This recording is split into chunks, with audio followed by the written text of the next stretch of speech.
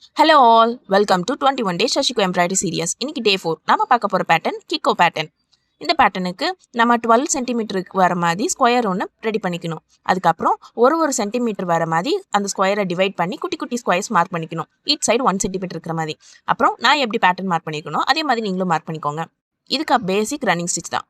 அதனால ஒரு பாக்ஸில் நம்ம மார்க் பண்ணியிருக்கிற இடத்துல மட்டும் ஸ்டிச் இருக்கிற மாதிரி நீங்களும் நான் பண்ணியிருக்க மாதிரியே பண்ணிக்கோங்க. நெக்ஸ்ட்டு தான் இம்பார்ட்டண்டான ஸ்டெப்பு. இப்போ நம்ம ஃபுல் ஸ்டெப் முடிச்சதுக்கப்புறம் ஃபஸ்ட்டு பாக்ஸை விட்டுட்டு செகண்ட் பாக்ஸ்லேருந்து ஸ்டார்ட் பண்ணணும்.